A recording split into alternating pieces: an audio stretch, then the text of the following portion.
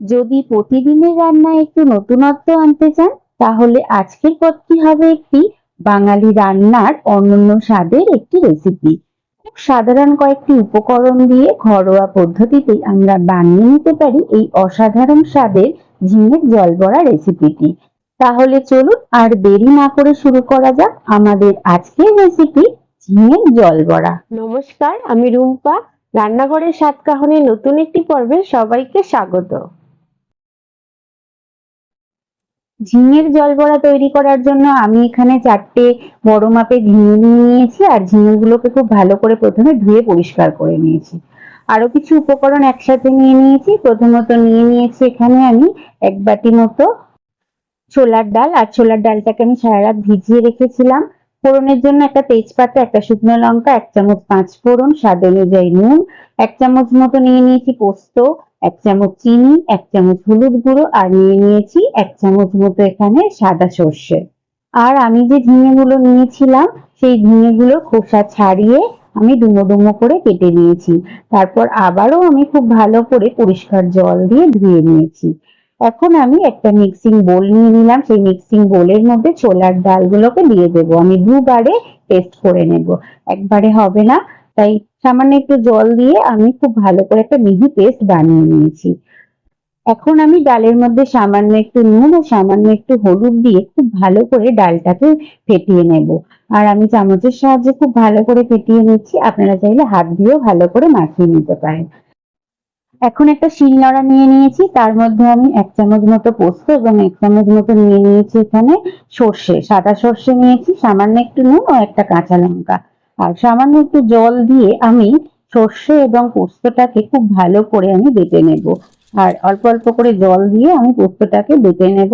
আপনারা চাইলে এটা মিক্সিতেও বেটে নিতে পারেন। এখন আমি ওভেনে এবার একটা কড়া বসিয়ে দিয়েছি। কড়াটা গরম হলে তার মধ্যে 3 চামচ মতো সর্ষের তেল দিয়ে আমি ফোড়ন দিয়ে দিয়েছি, শুকনো লঙ্কা, তেজপাতা এবং 5 ফোড়ন দিয়ে একটু এদিক ওদিক করে নাড়িয়ে কেটে রাখা ঝিঙেগুলোকে দিয়ে দেব। তারপর আবারও একটু এদিক ওদিক করে নাড়িয়ে ঝিঙেগুলোকে একটু হালকা ভেজে নেব। 1 থেকে 2 মিনিট মতো একটু এদিক ওদিক করে নাড়ানোর পর আমি এখানে দিয়ে দিলাম যে সর্ষে এবং পোস্তটা বেটে রেখেছিলাম সেই সর্ষে পোস্ত বাটা। তারপর একটু এদিক ওদিক করে নাড়ানোর পর আমি এখানে দিয়ে দেবো স্বাদ অনুযায়ী নুন, 1 চামচ হলুদ গুঁড়ো।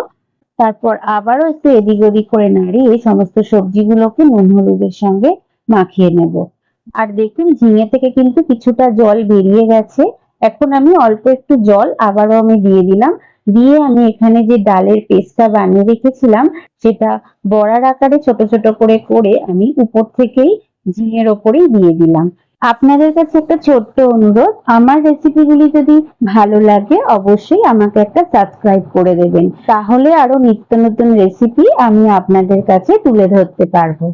আমি সমস্ত ডালটাকে বড়ার আকারে তৈরি করে ঝিঙের ওপরে দিয়ে দিলাম। তারপর ঢাকা দিয়ে আমি লো ফ্লেমে 10 মিনিটের জন্য রেখে দিয়েছিলাম। তারপর আমি এখানে দিয়ে দেব 2 থেকে 3টি মতো ছেঁড়া কাঁচা লঙ্কা ও 1 চামচ মতো চিনি। যেহেতু এটি নিরামিষ তরকারি, চিনি দিলে তরকারির স্বাদটা কিন্তু ব্যালেন্স হয়। তারপর হালকা হাতে তরকারিটাকে একটু এদিক ওদিক করে নাড়িয়ে দেব যাতে ডালের বড়াগুলো না ভেঙে যায়।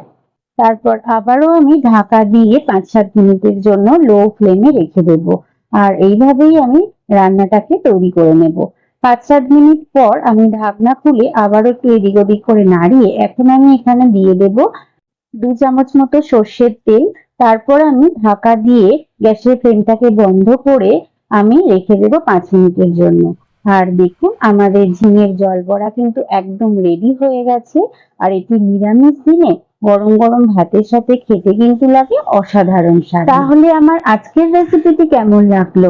ভালো লাগলে অবশ্যই আমাকে একটা কমেন্ট করে জানাবেন।